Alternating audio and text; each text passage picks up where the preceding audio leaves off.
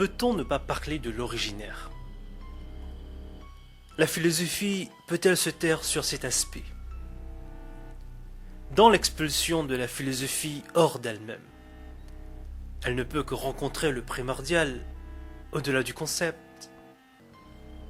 Or, exprimer ce qui est originaire et primordial en l'homme, telle est la première démarche philosophique de Patrick Stratou. C'est à même la finitude que s'inscrit l'altérité.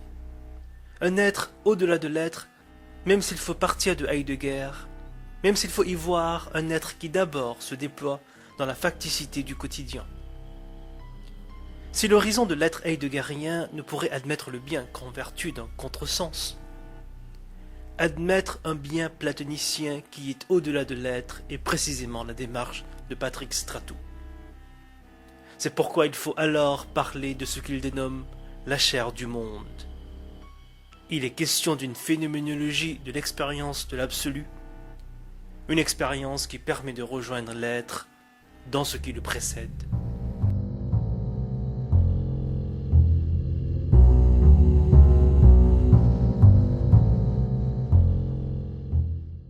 Tu as une certaine vision de la chair, donc ce qui n'est pas communément compris par la chair précisément. Et cette approche ou cette compréhension de la chair t'amène à comprendre bien plus que la chair, c'est-à-dire t'amène à comprendre une structure même du monde. Donc à partir de la chair, on arrive à comprendre beaucoup de choses.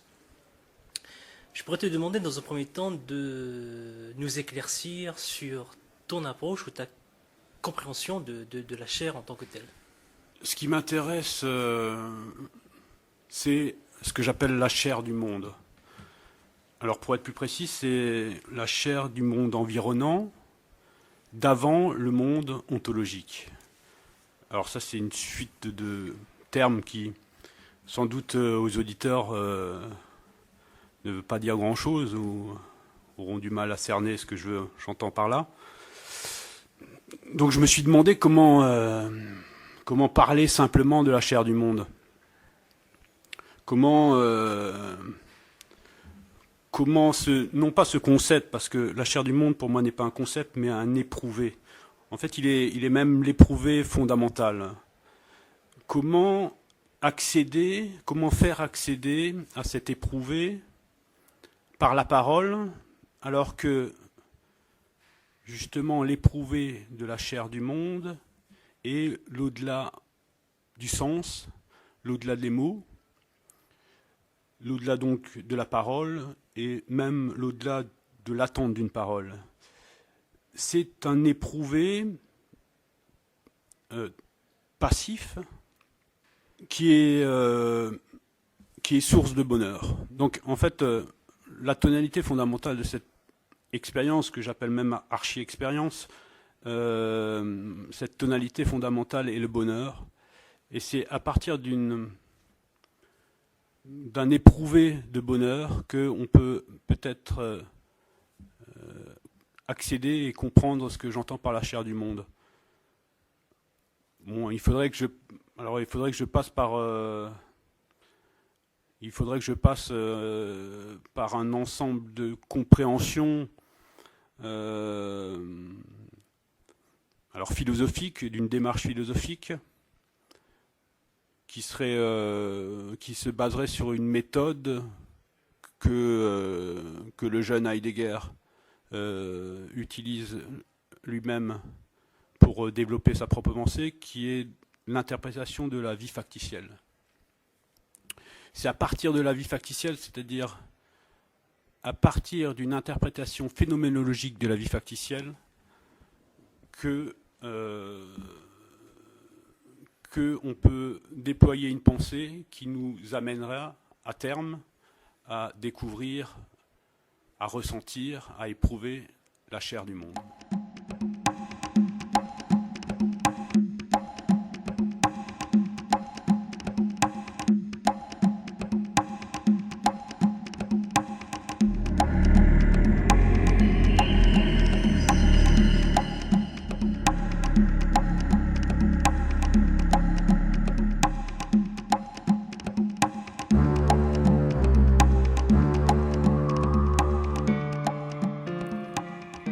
partir de la facticité de l'homme dans le monde, cette vision heideggerienne du Dasein, tu y vois la présence ou la prédominance de la chair, mais cet élément qu'on pourrait qualifier de physique t'amène à comprendre ce qui n'est plus physique, ce qui est non pas métaphysique au sens traditionnel, mais méta-physique au sens contemporain.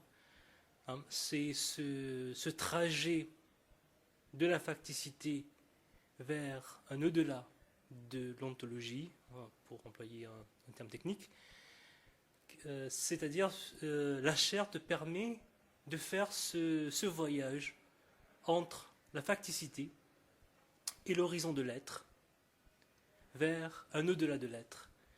Je sais que c'est très compressé comme ça, des concepts très compressés, mais peut-être tu pourrais élaborer et expliquer. Parce que le plus simple, ce serait de m'appuyer sur Heidegger et de montrer le pas par-delà Heidegger que j'entreprends.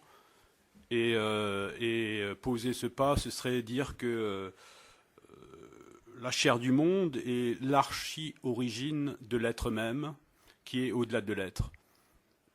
Ça, je partirais de Heidegger, et donc je poserai le pas supplémentaire. Mais encore faudra-t-il que nos auditeurs aient une connaissance accrue de Heidegger, et encore, parce que les interprétations de Heidegger sont multiples. Donc, effectivement, il va falloir trouver un autre moyen que de m'appuyer sur Heidegger pour aller au-delà d'Heidegger et faire comprendre l'éprouvé qui est la chair du monde. Alors, reprenons par la méthode de la phénoménologie. La question première de la phénoménologie, c'est la question première de toute la métaphysique, c'est qu'est-ce que l'être ? Dans la phénoménologie, nous essayons d'apercevoir donc les temps, ou la chose pour être plus précis, qui se manifeste par elle-même, qui se donne en elle-même, la chose qui se donne par elle-même. Alors, si nous étudions notre quotidienneté, nous pourrons voir que l'ensemble des choses qui se manifestent dans notre quotidienneté se manifestent en tant que différents états vécus de conscience.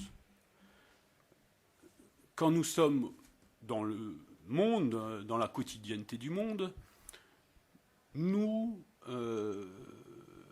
en tant que Dasein, dirait Heidegger, en tant qu'être là, en tant qu'homme ouvert donc à l'apparition d'une chose, nous sommes dans différents états de conscience et nous percevons le monde qui nous entoure en tant que chose, suivant un certain sens. Nous voyons par exemple ici la feuille, la table, le stylo que j'ai autour de moi, cette salle, toi Riyad en face de moi, tout ça est le monde ambiant qui nous entoure, et nous conceptualisons donc tout ce qui nous entoure. Cette conception des choses qui nous entourent, donc nous donnons sens à ce qui nous entoure selon un horizon, un complexe de signification, ce que Heidegger appellera lui-même le monde en tant que mondanité du monde. C'est-à-dire que chacun de nous, selon nos expériences vécues, a un horizon sur lequel il va interpréter les choses et conceptualiser les choses qui l'entourent. Et donc la chose en fait qui apparaît est déjà un concept. Déjà, elle est prise dans un complexe de signification qui fait que, alors chez Heidegger, il y a deux possibilités d'être avant d'atteindre l'être en général, c'est-à-dire qu'il y a l'être en face ou il y a l'être à disposition. Donc dans notre quotidienneté, alors Heidegger dira que la métaphysique ontothéologique en fait ne s'occupe que de l'être en face. C'est-à-dire qu'elle pose un objet en face et elle essaye de comprendre cet objet. Ainsi, le stylo qui est en face de moi, je comprends ce stylo comme un ustensile, un objet qui est en vue d'écrire. Mais dans la quotidienneté, nous ne sommes pas continuellement en face des choses. Nous ne signifions pas les choses en nous positionnant en tant que sujet par rapport à un objet. Nous sommes pris dans le monde, dans le mouvement du monde et dans notre propre mouvement, dans le sens où nous sommes toujours en projet, nous sommes toujours en projection, nous sommes toujours en vue. Nous sommes des êtres qui posons des fins. Ainsi, c'est parce que je suis en vue de écrire une lettre, par exemple, que je vais chercher le stylo qui est posé sur cette table. Donc, ce n'est plus l'être en face, là, dans la quotidienneté, mais c'est la chose qui apparaît en vue de satisfaire donc mon projet. Et donc le stylo apparaît dans l'intention d'écrire cette lettre, par exemple.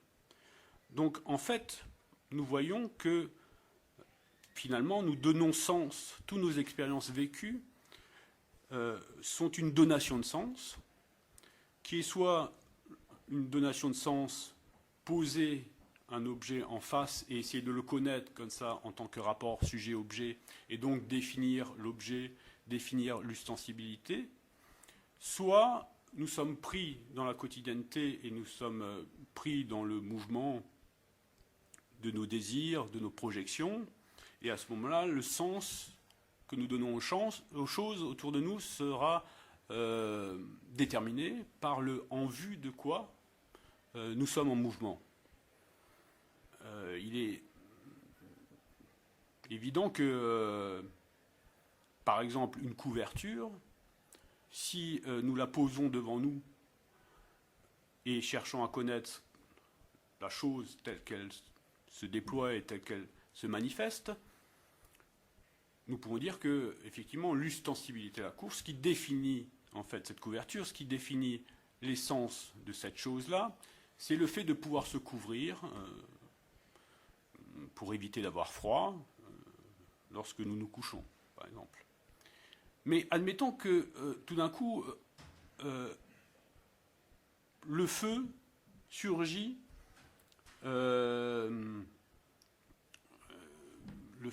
dans la pièce, le cendrier prend feu, par exemple, ou un feu de friture, ou à ce moment-là, la couverture. Donc là, on est mise en situation, on est dans la quotidienneté. Et là, la couverture, elle va surgir dans sa manifestation, non plus en tant qu'elle est une couverture telle qu'on peut la définir classiquement, mais elle peut surgir comme le fait de pouvoir étouffer le feu. Et donc nous allons utiliser cette couverture pour étouffer le feu qui vient de surgir. Et donc la manifestation de cette couverture n'est plus la manifestation d'une connaissance universelle de l'ustensile en lui-même, mais pris dans une situation, il change de signification, il prend un autre sens, et c'est en vue d'éteindre le feu que la couverture va prendre sens, en fait. Donc, voilà, chez Heidegger, nous avons donc ces deux manifestations de l'être, l'être en face ou l'être à disposition, c'est-à-dire pris dans le mouvement du vivant. Pour Heidegger, c'est pour ça qu'il s'intéresse à la vie factitielle, c'est-à-dire que c'est cette dernière interprétation qui est de l'ordre de la quotidienneté et qui est finalement plus proche de la chose telle qu'elle se manifeste dans le vivant de l'homme. Dans notre quotidien. Dans notre quotidien, oui. Que l'être en face, que donc une espèce de connaissance de l'essence de la chose qui est là, en face de moi en tant que sujet, la chose en tant qu'objet. Donc en fait, finalement, chez Heidegger, c'est le cas, c'est-à-dire tous nos états vécus de conscience sont des états qui donnent sens aux choses qui nous entourent. Alors, la question, c'est est-ce qu'il y a une expérience qui ne donne pas lieu à un sens? Voilà, c'est la question que je me suis posée. Mais alors là, on sort effectivement de la question de qu'est-ce que l'être, puisque l'être, je dirais, tel qu'on l'entend dans la métaphysique, en tout cas, c'est à chaque fois une chose qui se manifeste, et en se manifestant, elle prend sens. La manifestation est déjà un sens. La manifestation en elle-même est déjà un sens. Donc est-ce qu'il y a une expérience qui va au-delà du sens? C'est une question fondamentale. Alors, moi, dans ma propre interprétation phénoménologique de ma vie factitielle, je vois une expérience qui sort justement du complexe métaphysique de l'être et d'une donation de sens, qui est, alors, je dirais comme ça, abruptement, la beauté, la révélation de la beauté en soi et pour soi. Nous avons tous vécu une expérience qui échappe à tout sens,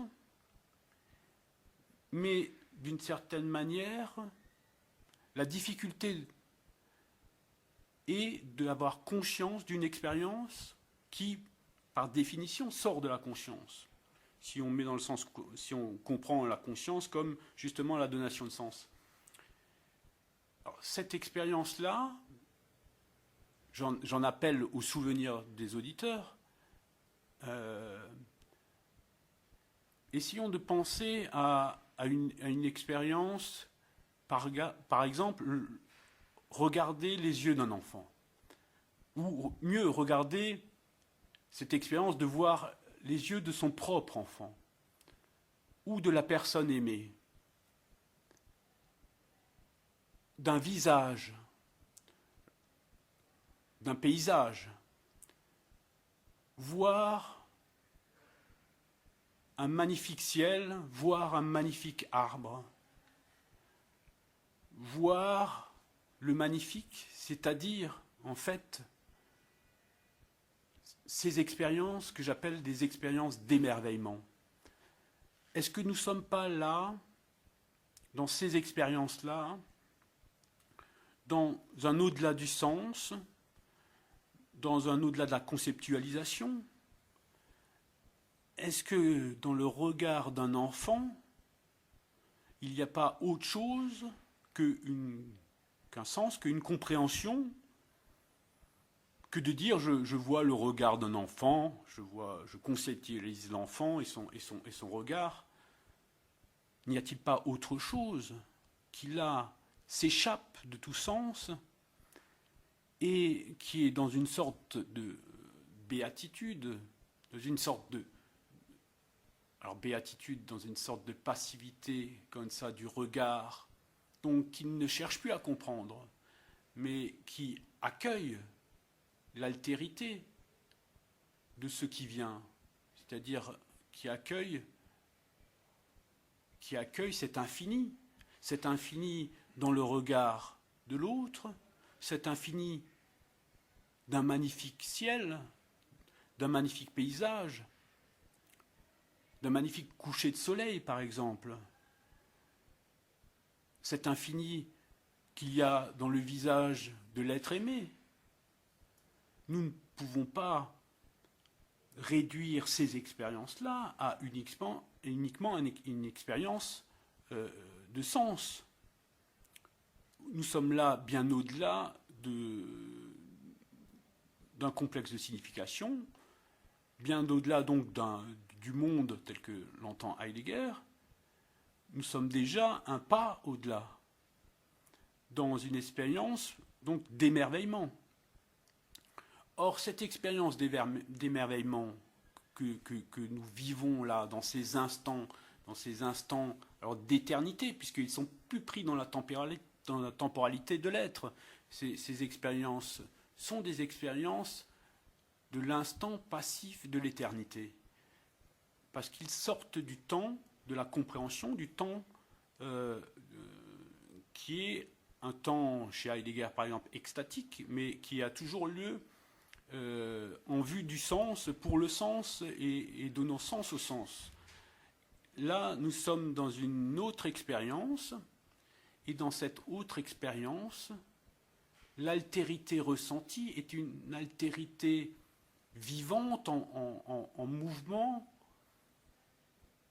parce que dans un paysage, c'est pas le ciel, c'est pas le concept ciel qu'on voit, c'est pas le concept nuage qu'on voit, c'est un ensemble de couleurs, de vie. Et à ce moment-là, on est dans une espèce d'extase, un au-delà nous-mêmes, où on se fonde, on se dilue dans cette manifestation qui est bien au-delà d'une manifestation classique. Justement, alors on pourrait prendre le terme, biblique d'épiphanie, c'est-à-dire que l'épiphanie, c'est-à-dire la monstration ou la manifestation de Dieu, de ce Dieu-là que je ressens, que j'éprouve dans ce regard de l'enfant, dans ce regard de l'être aimé, dans ce paysage, dans ce ciel, dans cet arbre. Et donc, dans cette expérience-là, en tout cas pour moi, c'est comme ça que je l'exprime, il y a la chair du monde, en fait. C'est l'altérité qu'on expérimente là, c'est une altérité de chair. C'est pas un fantasme, c'est pas un concept, c'est pas sorti comme ça de l'imaginaire. C'est un vécu qui s'appuie sur une expérience de la chair, de l'extériorité, d'une pure extériorité qui est pour moi la chair du monde. Alors pourquoi monde? La chair du monde environnant, c'est-à-dire que c'est une expérience du face-à-face, c'est une expérience qui est là devant nous, et dans laquelle on part et on se dilue en tant que jeu. Et c'est une expérience aussi de nos sens, mais de nos sens qui ne sont plus pris, justement, qui ne donnent plus lieu à un concept, c'est-à-dire que le voir extatique, là, dont je parle, et ce que je pourrais appeler plus un voir, plus un toucher, je veux dire, qu'un voir. C'est-à-dire que le toucher devient le sens primordial de cette expérience-là. Nous ne voyons pas le ciel, nous le caressons. Nous touchons d'une manière désintéressée le ciel, la chair du ciel. Nous touchons la beauté de ce qui nous entoure. Et cette expérience-là est une source d'un énorme bonheur. J'en appelle encore là à revivifier la mémoire de nos éditeurs et à découvrir effectivement en conscience cette chair du monde et cette expérience de l'émerveillement qui est pure beauté et pur bonheur. Cette expérience, ce que j'appelle archi-expérience même, parce qu'à partir de là, nous pouvons repenser effectivement, comme tu l'as dit Riyad, le monde, le complexe du monde, et puis l'essence même de l'homme. Donc c'est à partir de cette archi-expérience qu'on a tendance, disons, à ne pas pouvoir conscientiser, parce que c'est l'au-delà de la conscience. C'est-à-dire que il faut conscientiser un au-delà de la conscience. Voilà, c'est ça la difficulté. C'est pour ça que ces expériences-là, ces archi-expériences qu'on a tous vécues, et de l'ordre de l'immémorial, parce que ne fonctionne pas comme une expérience classique qui resterait en mémoire et auquel on pourrait faire appel, puisque l'expérience classique est une expérience de sens, donc on pourrait faire appel à cette expérience-là, se la remémorer très facilement. Mais là, nous sommes dans l'immémorial, nous sommes dans l'au-delà du temps, dans cette éternité, qu'il faut savoir, malgré tout, conscientiser et non plus être alors là, dans le souvenir ou dans la mémoire, mais peut-être dans la réminiscence, ce fameux anamnésie grecque que Socrate, ou le Platon socratique, appelait de ses voeux. C'est-à-dire refaire surgir cette expérience-là d'une manière consciente pour que d'abord nous puissions la savourer, parce que quelle extraordinaire expérience, quel extraordinaire bonheur. Et à partir de là, pouvoir effectivement essayer de travailler sur nous-mêmes pour être le plus souvent possible, ou en tout cas de finalement faire surgir notre être à partir de cette origine-là, qui est donc l'archi-expérience de la chair du monde et du bonheur qui accompagne cette expérience.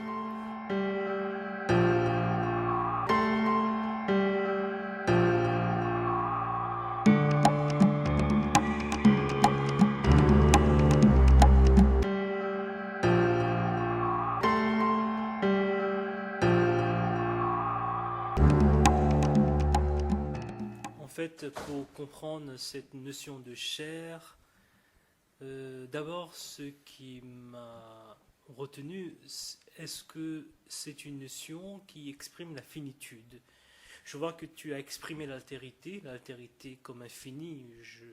J'ai une altérité lévinassienne devant moi. Cette altérité est exprimée dans la chair du monde, mais le sens même de chair, comme ce qui habite un corps, me renvoie à l'idée d'une certaine finitude. Pour atteindre le sens dont tu nous as fait mention, il faut investir la chair, pour que la chair soit de l'ordre de l'infini et de l'ordre de l'intangible, pour que cette chair également nous mène à ce qui est intangible, c'est-à-dire le bonheur. Je me demandais, est-ce que c'est de l'ordre d'un archichaire, peut-être? Peut-être c'est un deuxième néologisme, mais est-ce que c'est ce qui exprimerait plus, ou tu tiens à cette notion de chair précisément parce qu'il y a là quelque chose qui nous échappe? La question de la chair est une question vaste, mais qui, effectivement, déjà ce qui est intéressant, c'est que dans la chair, il y a quelque chose qui échappe à la conceptualisation systématique de la métaphysique. La chair est la restance de l'image et du concept. En tout cas, on peut la voir comme ça. Donc, la chair est comme un trou, dans un complexe de signification. Alors, on parle de notre chair, de la chair de notre corps en chair. Et en cela, on se rapproche de la chair du monde, mais on voit bien que ce dont je parle, ce n'est pas notre propre chair, employée notamment par Saint Paul ou toute la tradition chrétienne,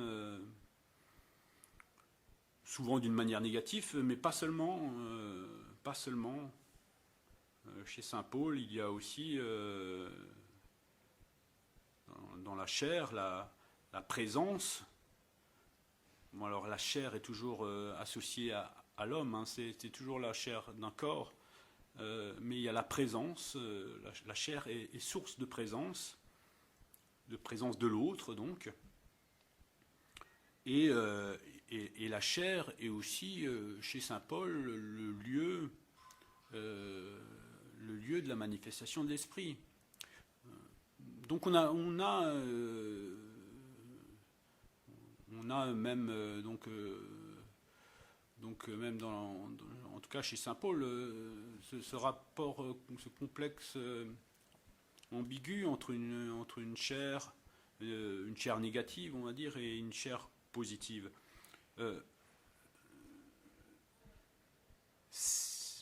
Dans ma propre pensée, la chair, notre chair, la chair du corps, est le passage vers la chair du monde. C'est-à-dire que je souhaiterais aussi, en mettant en exergue la chair du monde et cette expérience, cette archi-expérience de la chair du monde, réhabiliter l'importance du corps par rapport à l'esprit ou à l'âme.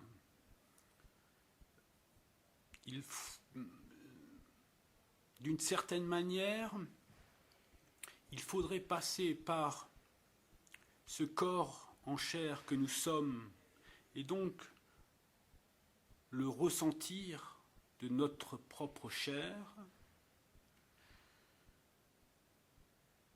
pour, d'une certaine manière, c'est ce corps en chair débarrassé, je veux dire, de tout besoin, de tout instinct, de toute pulsion, un pur corps en chair que nos sens aussi se purifient et de tout agrégat conceptuel. Et c'est par ce pur corps en chair, d'une certaine manière, que la vue, mais tous nos autres sens,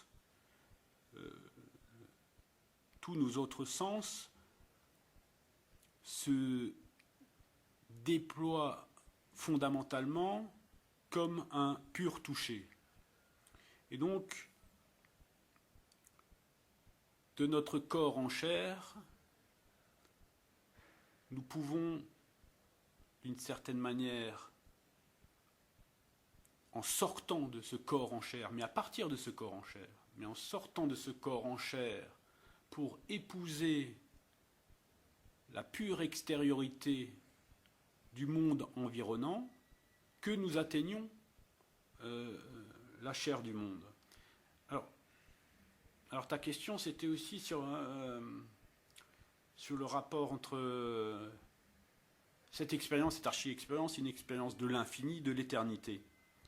Alors que le concept de chair est de l'ordre de la finitude. Et donc tu te posais la question, est-ce que c'est pas une archi-chair ? On peut poser l'archi-chair. Moi j'écris chair avec un grand C en fait.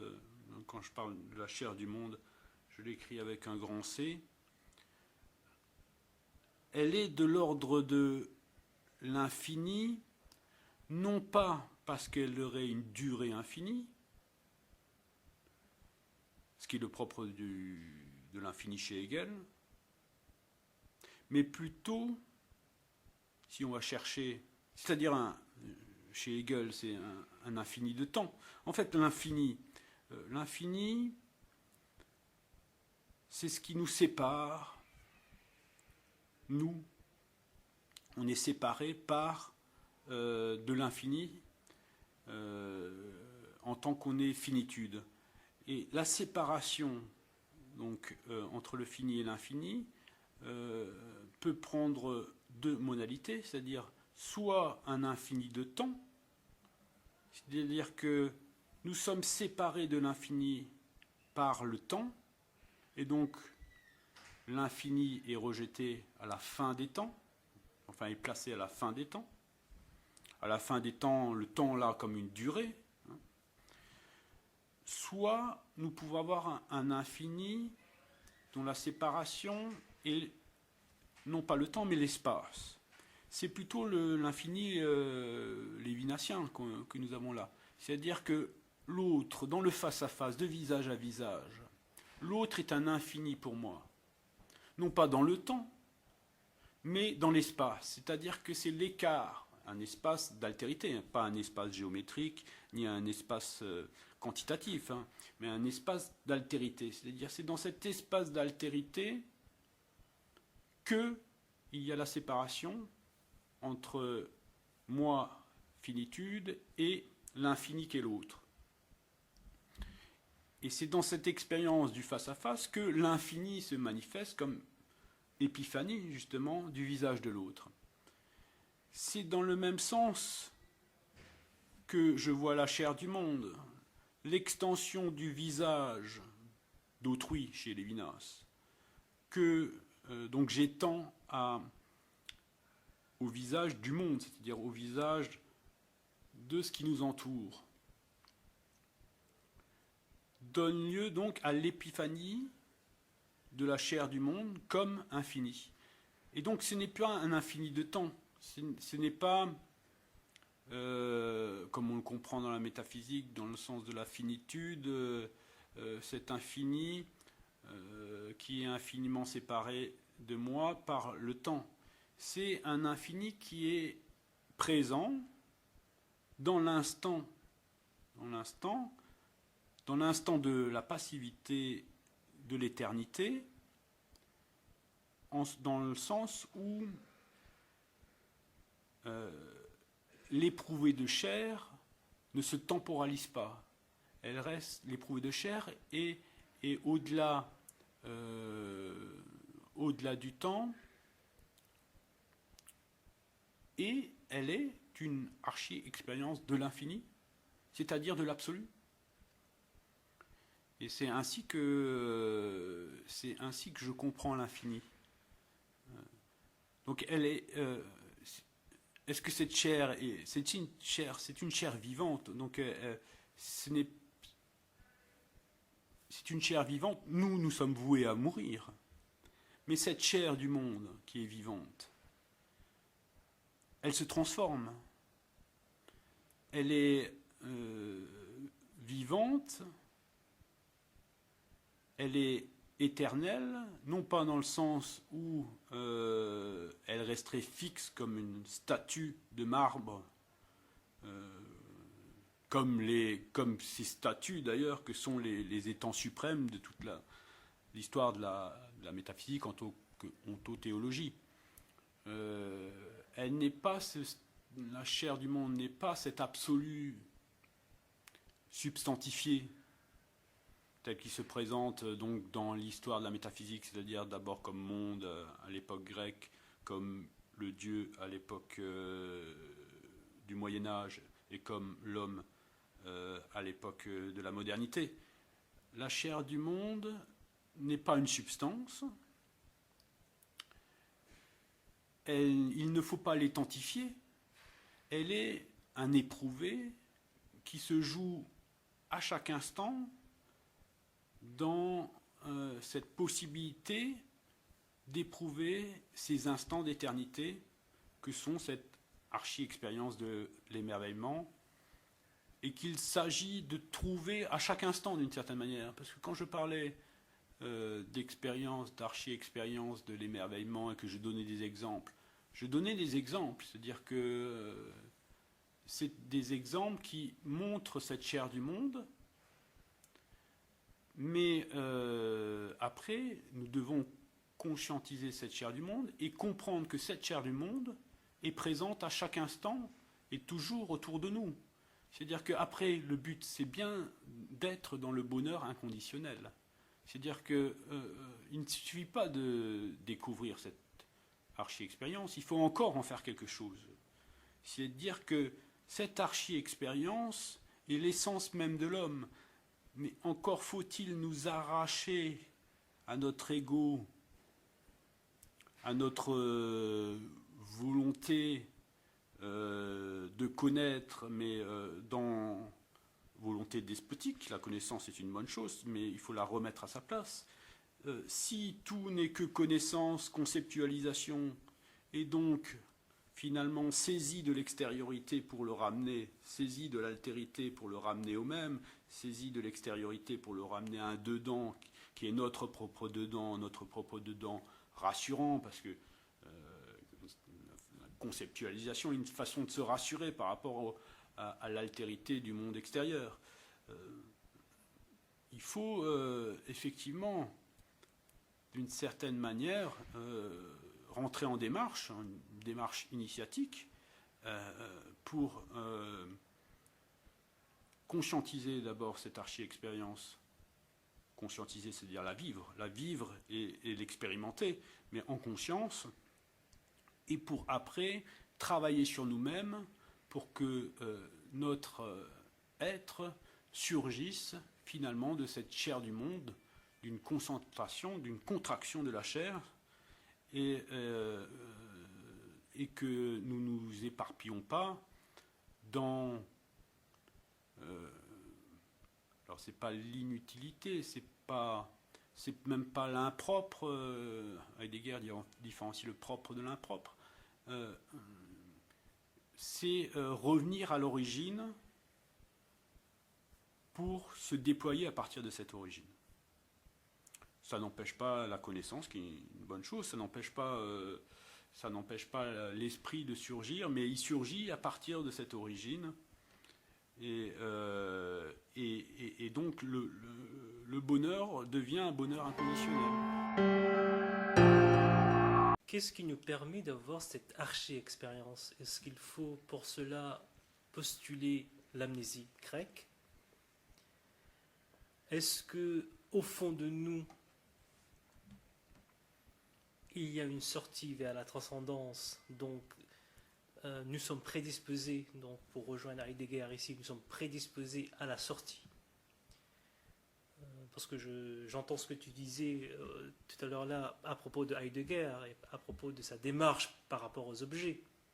Et là, nous sommes devant un objet qui n'a pas de sens, mais quand même, il y a le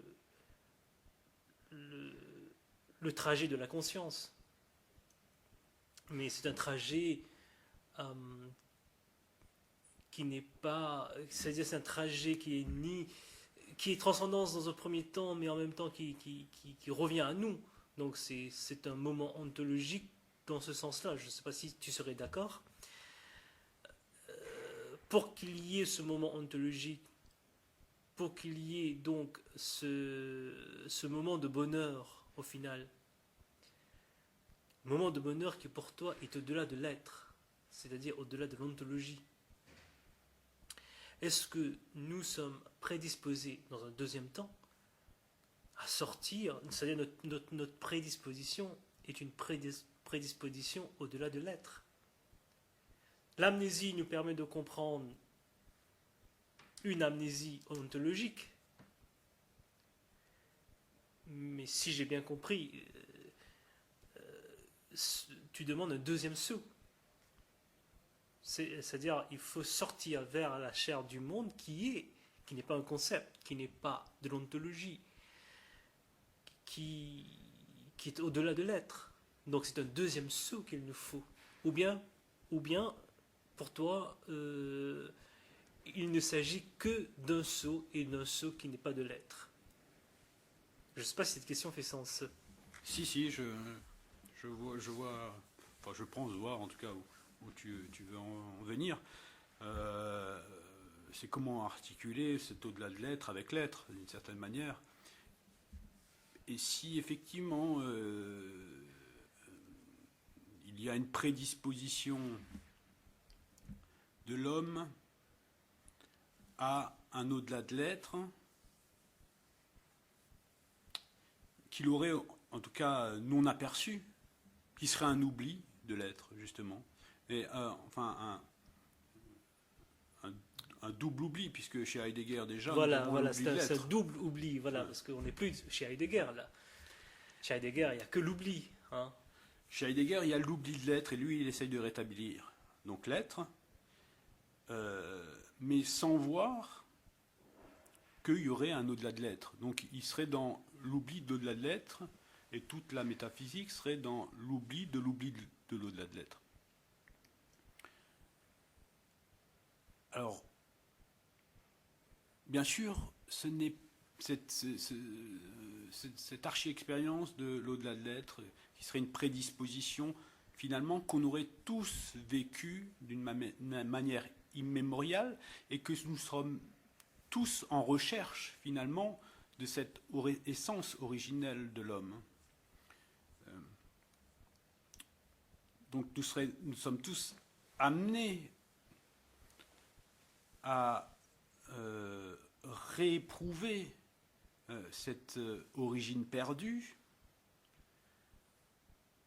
et à partir de cette origine qui est au-delà de l'être, l'être, à ce moment-là, se reconfigure. Mais il ne s'agit pas de... Effectivement, et tu fais bien de le souligner, il ne s'agit pas de rejeter l'être. Il s'agit au contraire de trouver l'origine même de l'être, l'origine perdue de l'être. Et à partir de cette origine, l'être surgit dans son authenticité. Donc nous aurions à retrouver cette expérience de la chair du monde,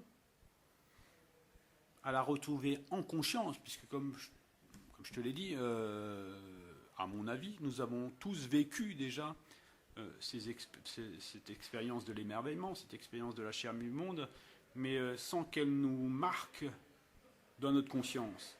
Donc il faudrait que nous puissions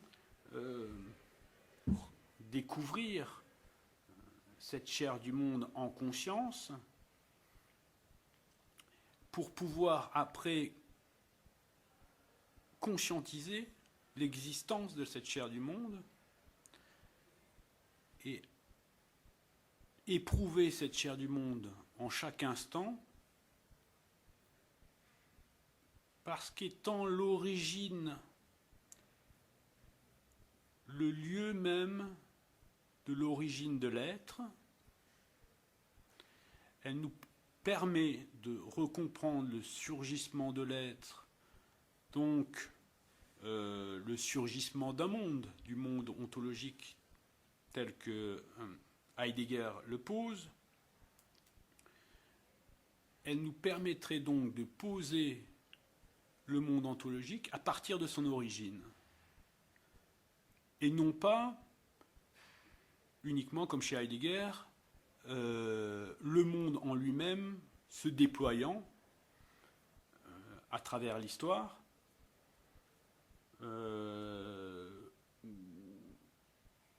où finalement l'être est surgissement du monde ontologique, et que à chaque instant se joue l'être et se joue le monde ontologique, mais chez Heidegger sans cette origine du monde ontologique.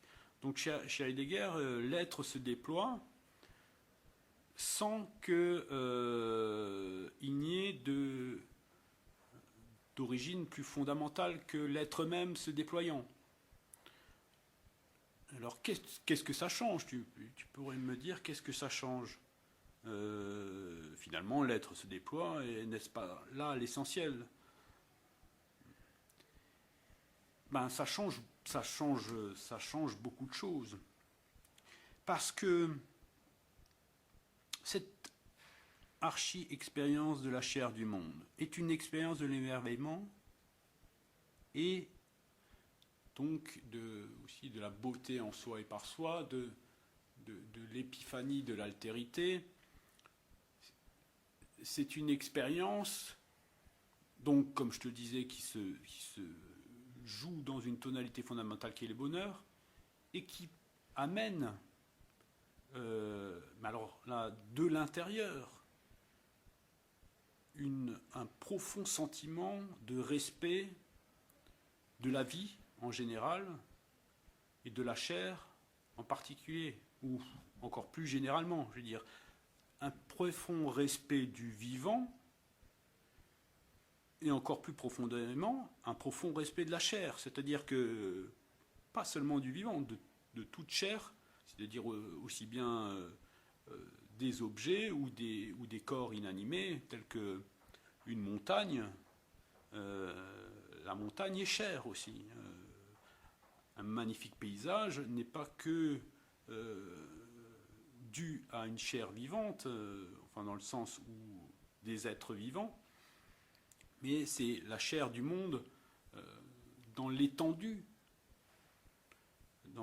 du monde en sa multiple diversité.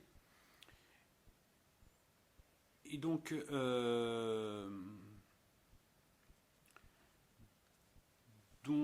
c'est à partir de cette chair du monde que se manifeste, qui est l'origine de l'être, et donc voilà, le respect de l'altérité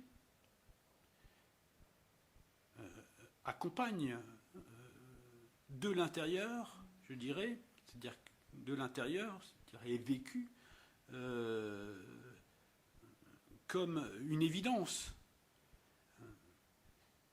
À ce moment-là, ce n'est plus des lois extérieures, voire les lois de l'être, qui nous déterminent dans notre quotidien, mais c'est profondément à partir de cette expérience-là que toute loi, on peut prendre je pense aux lois bibliques, bien sûr, tu ne tueras point, par exemple, mais que toute loi prend sens et s'origine à partir de cette expérience-là.